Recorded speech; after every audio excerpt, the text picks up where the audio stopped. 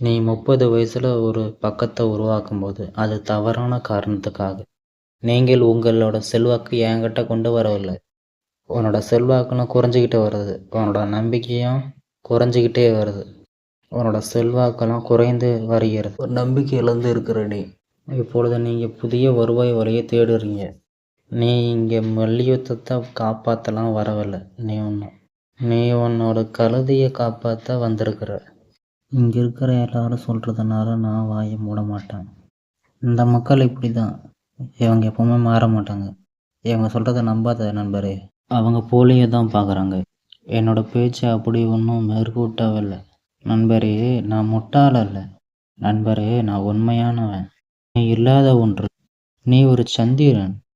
நீங்களாம் உண்மையா இருந்த வரை, நீங்க உண்மையா இருக்கிற வரைக்கும், இந்த தொழிலுக்காக என் இதயத்தையே கொடுக்குற வரைக்கும், நண்பா நீ ஒரு சந்திரங்கிறத அவங்க எப்போ தெரிஞ்சுக்க போகிறாங்களோ தெரில. அவங்களோட போலி முகத்தை நீ பார்க்கணுமா? நாங்கள் வாய்ப்பு பெற வாய்ப்பு தருகிறோம். நண்பரே, நீங்கள் சரியாக அவங்களுக்கு மரியாதை கொடுக்கலன்னா அவங்கள அவனை வெறுக்க ஆரம்பிச்சிருவாங்க. நீ இங்கே கற்றுக்க வேண்டிய ஒரு விஷயம்னா அது இதுதான். நம்ம குடும்பத்தில் மரியாதை எப்படி இருக்க போதுன்னு இப்போ உனக்கு காட்ட போகிறேன். நீ அங்கேயே இரு. என் பையன் எங்கேயே இருக்கிறான்? ஆமாம், அங்கே கேளு. கேளு முட்டாளே, கேளு. மரியாதைங்கிறது ரொம்ப முக்கியம். அது நம்ம குடும்பத்துலேயும் அதே மாதிரி தான். அது நம்ம குடும்பத்திலும் நடக்கும்போது அது நமக்கு எரிச்சலை தான் கொடுக்கும். உங்களுக்கு ஒரு மோசமான நாளுன்னு அவங்களுக்கு நல்லாவே தெரியும். அவர்கள் உனக்கு ஒரு பாஸ் கொடுக்குறாங்க. ஏனென்றால் அது அன்பும் நல்லதும் மட்டும்தான் நண்பரே. ஏன்னா லோகன் பால் அது ஒரு மரியாதை.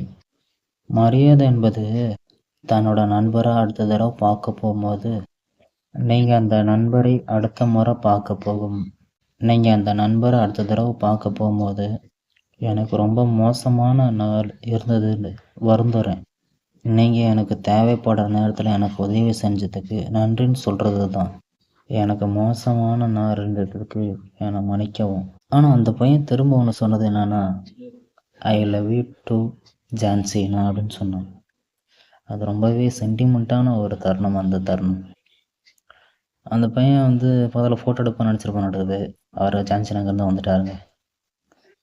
எனக்கு தேவைப்பட வேண்டிய நேரத்துக்கு சரியான உதவி எனக்கு கொடுத்ததுக்கு ரொம்ப நன்றி பால். அதாவது போன தடவை ஒரு டேக் டைம் மேட்ச் நடந்துச்சு. அப்போ ஜான்சினாவுக்கு லோகன் பால் ஹெல்ப் பண்ணார். அதை இந்த நேரத்தில் ஒரு நன்றி விதமாக அவர் சொல்லியிருக்கார். சொல்லிவிட்டு டைரெக்டாக ஸ்டேடியத்துக்கு நேராக போயிடுவார். போயிட்டு அங்கே லோகன் பால் ஒன்று பேச ஆரம்பிப்பார். அது என்னன்னு பார்க்கலாம். இது என்ன அது? இந்த விளம்பர பிரிவு ஒரு துண்டு வழக்கு. ஜான்சினா ஒரு ஆசையை மிகவும் விரைவாக உடைக்க ஆசைப்படுகிறார். விலகி என்னை போலி ஜான் என அழைக்கப்படுகிறார். விலகி இப்போது என்னை போலி ஜான் என்று அழைக்க தொடர்கிறார். தொழில்முறை பாசங்க செய்பவர். முடிச்சு போடுங்க. அவ்வளோதான். அதோட பார்லிமெண்ட் ஸ்பீச்சோட முடிச்சிட்டாருங்க. அதுக்கப்புறம் ஜான்சன் பேச ஆரம்பித்தார். அது என்னென்னு தமிழில் பார்க்கலாம். மன்னிச்சுக்கோங்க, பிரச்சனை இல்லை. நீங்கள் இந்த மேட் சீட்டை கேட்டீங்க, அது உங்களுக்கு கிடைச்சிருச்சு. நீங்கள் எனக்கு ஏமாற்றம் தான் கொடுத்தீங்க. நிச்சயமாக நீங்கள் எனக்கு ஏமாற்றம் தான் கொடுத்தீங்க. ஒட்டுண்ணிக்கு எதிராக ஒரு மேட்ச் எனக்காக ஹெல்ப் பண்ணீங்க. நீங்கள் எல்லா காலத்திலும் சிறந்தவராக மக்களுக்கு உங்களுக்கு நிரூபிச்சிருக்கீங்க. நீங்கள் இந்த மீட்ஸில் கேட்டீங்க. மீட்ஸ்னால் வேறு ஒன்றும் இல்லை, இந்த ப்ரெஸ் மீட் மாதிரி அங்கே நடக்குதுல்ல அது. நீங்கள் உங்களோட எய்மை நல்லா பார்த்துட்டீங்க. நீங்கள் இது வரைக்கும் நடக்காத மேட்ச்சில் இல்லாத பர்ஃபார்மன்ஸ் இதுக்கப்புறம் கொடுப்பீங்கன்னு நான் நம்புகிறேன். வர சண்டேஸ் மேட்ச்சில் கிளாஸ் அண்ட் பேர்ஸ் நடக்கிற மேட்ச்சில் நீங்கள் ஒரு சிறந்தவர்கள்னு மக்களுக்கு புரிய வைக்கணும். நீங்கள் மல்யுத்தத்தை பார்க்கவும் மாட்டீங்க, மல்யுத்தத்தை நீங்கள் கெடுக்கவும் மாட்டீங்க.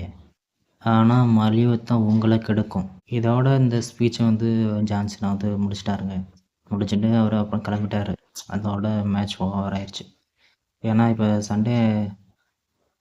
சண்டே நடக்கிற மேட்ச், அதாவது கிளாஸ் அண்ட் பேர்ஸில் நடக்க போகுது. வர நாளைக்கு தான், அதாவது இன்றைக்கி நடக்க போகுது. இந்த மேட்ச் வந்து நடக்கிறனால அவங்க என்னாச்சும் தெரில 2வது வந்து பெருசாக சண்டை போடல. ஏன்னா வந்து ஒருத்தர் ஒரு நண்பராக இருந்தாங்க. அதனால் ஜான்சன் வந்து ஓப்பனாகவே சொல்லிட்டார், உங்கள்கிட்ட சண்டை போடுறதுக்கு எனக்கு விருப்பம் இல்லைங்கிறத அப்படி சுற்றி வலித்து சொல்லிட்டார்.